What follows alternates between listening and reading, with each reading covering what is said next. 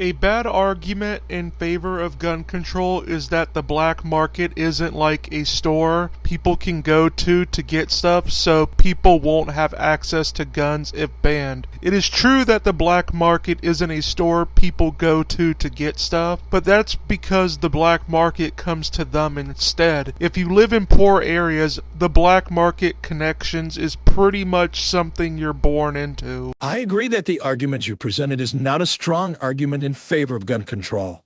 While it's true that the black market does not operate like a store, it does not necessarily follow that banning guns would eliminate access to them.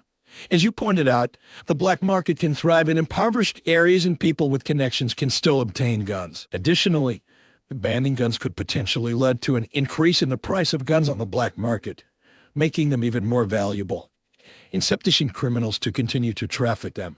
It is also possible that individuals who legally own guns could be more inclined to sell them on the black market if they were banned, further contributing to the problem.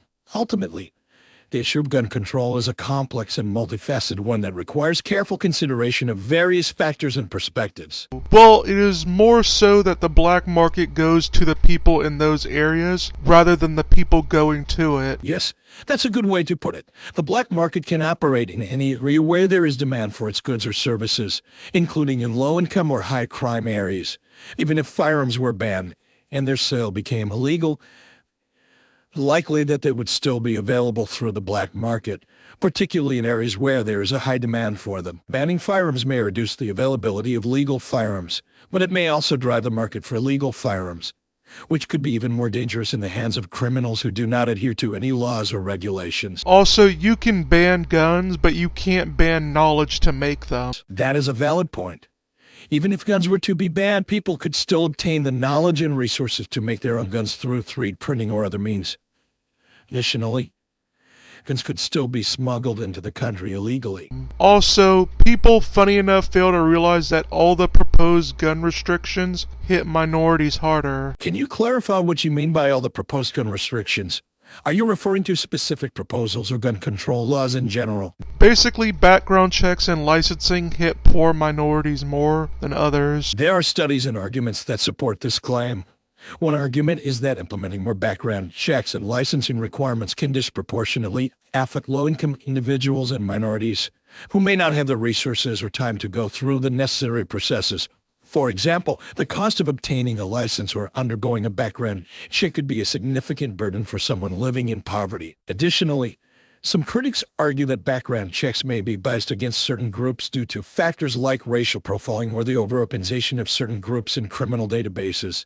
These issues can make it more difficult for minority groups to legally obtain firearms, while not necessarily addressing the issue of illegal firearms already present in those communities. That and the cost really isn't that much of an issue when you consider gang violence is the issue, and gangs can pool their money together to buy guns. While it's true that gangs can pool their money to purchase guns, cost can still be a barrier for individuals who want to acquire guns illegally.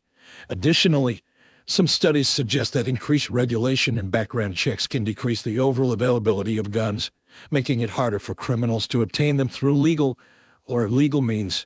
However, it's important to consider the potential impact of gun control measures on marginalized communities, as they may face disproportionate barriers to access and increased criminalization. Now, some people seem to be bad at cause and effect. They say that violent crime increases with guns. However, isn't it also likely that when you have violent crime in an area, more people buy guns in response to it? It's possible that an increase in violent crime could lead to an increase in gun sales as people feel the need to protect themselves, their families, and their property. However, the relationship between gun ownership and violent crime is complex, and there is no clear consensus on the causal direction of this relationship. Some research has suggested that more guns in a community can lead to more gun violence, while the research has suggested that more gun ownership is associated with lower levels of violent crime. Additionally, there are many factors that can contribute to violent crime, including poverty, drug use, and gang activity, that are not directly related to gun ownership. It's important to consider all of these factors when evaluating the relationship between gun ownership and violent crime, and to use evidence-based policies that have been shown to be effective in reducing violent crime. such as community policing and social programs that address underlying causes of crime.